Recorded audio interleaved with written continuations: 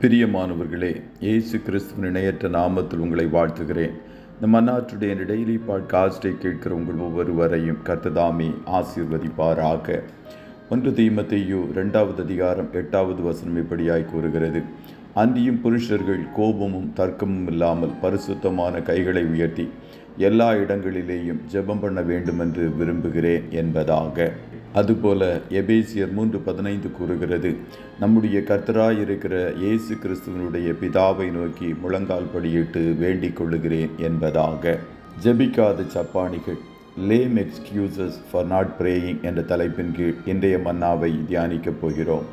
பொதுவாக நடக்க முடியாத முடவர்களை சப்பானிகள் என்று அழைப்பதுண்டு.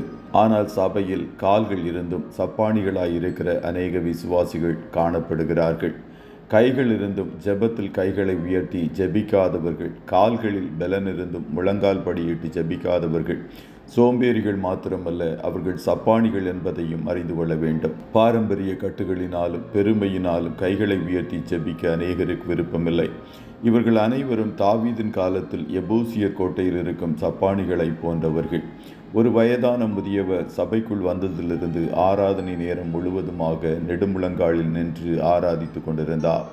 ஒரு மூதாட்டிக்கு சுமார் 80 வயது ஆனாலும் தன்னால் முன்போல முழங்கால் படியிட்டு ஜெபிக்க முடியவில்லையே என்ற வருத்தம் அவர்களுக்குள்ளாயிருந்தது. இப்படிப்பட்டவர்கள் நடுவில் பலர் நல்ல பலனிருந்தும் முழங்கால் படியிடாமலும் கரங்களை உயர்த்தி ஜெபிக்காமலும் கைதட்டி ஆராதிக்காமலும் இருக்கிறதை இந்நாட்களில் பார்க்க முடிகிறது. விருந்து சாப்பாடு சாப்பிடும்போது இலைக்கு முன்பாக சமணங்கால் போட்டு சாப்பிடுவதை போன்ற நிலைதான் இன்றைக்கு பலருக்கு தங்கள் ஜெப நேரத்தில் இருக்கும் நிலையாகி போய்விட்டது. ஒரு சபையில் பாடல் பாடுவோர்கள், இசைக்கருவிகளை வாசிப்பவர்கள் போன்றவர்களை காட்டிலும் ஜெபிப்பவர்கள் அதிகமாக இருந்தால் மாத்திரமே சபை வளரும். உப்பு போடாத சாப்பாடு சுவையாக இருக்காது. பருப்பு இல்லாத சாம்பார் இல்லை. அதுபோல ஜெபம் இல்லாத சபை ஒரு நாளும் சுவையாகவும் ஆசீர்வாதமாகவும் இருக்க முடியாது. ஆகையால் சபையில் ஜெபங்களை கூட்டுங்கள். ஜெபிப்பதற்கு அநேகரை உற்சாகப்படுத்துங்கள்.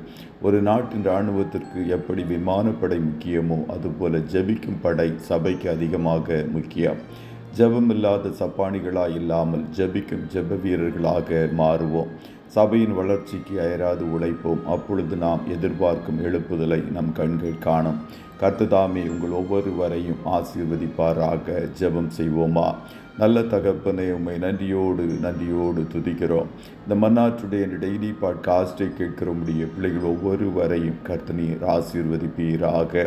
தகப்பனே, நீர் முழங்கால் படியிட்டு ஜெபித்தீர், முழுவதும் ஜெபித்தீர், அதிகாலையில் எழும்பி ஜெபித்தீர் என்று வேதம் கூறுகிறதே, அதுபோல நாங்களும் எங்கள் முழங்கால்களை முடக்கி உம்மை நோக்கி பார்க்க ஆண்டவரே, இன்னும் எங்கள் ஜெப நேரத்தை கூட்ட கர்த்தர் கிருபை தருவீராக.